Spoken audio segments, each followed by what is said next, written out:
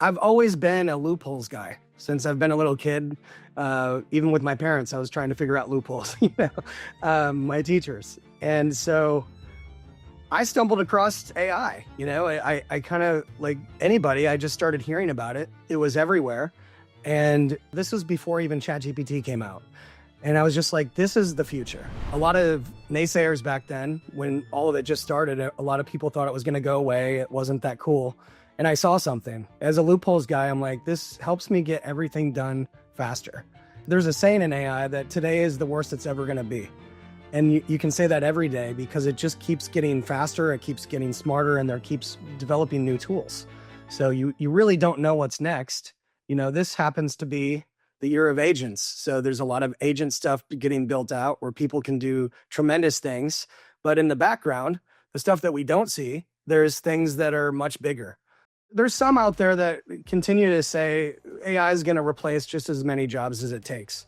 I'm not in the same belief as that. I think that there is going to be new jobs.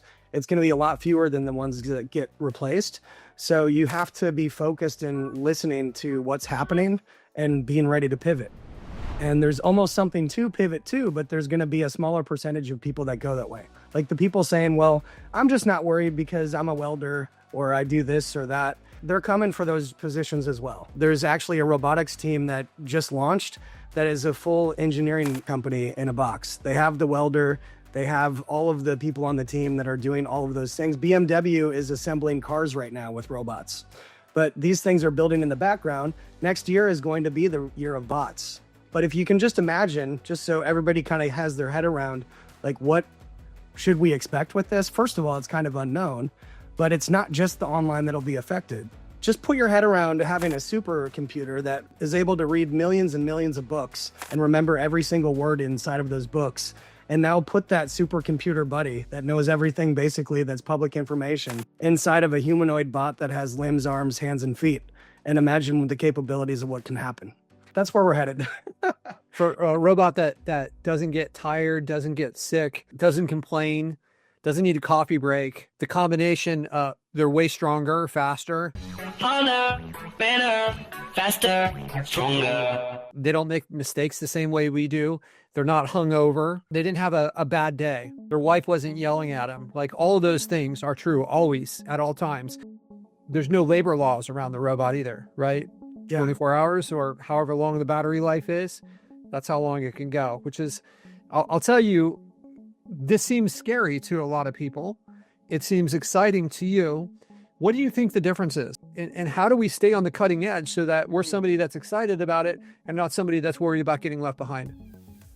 Well, first of all, I think people should be worried, but you can do something about it. By the time that it's a big enough problem where we all need to worry, is actually a better position to be in than just a fraction of the people getting affected from this. And this is actually even the words of Dario Amodei, who's the owner of Anthropic. He said, if we're all in the same boat, we're in a much better place because we have to do something. Like Dario that owns Anthropic, Elon Musk that owns XAI. A lot of these big guys believe that eventually, and I don't know when that day comes, we are moving to a universal income, which might get some people mad to hear him saying that, but it's just the reality of the guys behind the curtains that are running these big companies. That's their belief. If you want to listen to the people that have theories and opinions and things that, really don't have an AI company, you can, or you can listen to the guys building this technology that know what it's really capable of and where we're going. So I don't know when that happens. I don't even know what we would do with our time in that case. But, I think as far as being scared or excited about all of this, it's just framing yourself that it's not going anywhere. So it is here to stay, and you have to latch onto it, be prepared, and make a positive out of it, because it's going to be here anyway. The people that are just, looking at it as I'm not going to get into any AI because it is going to cause problems for whatever, I don't want to contribute to that, they're going to be the ones that get hurt the most.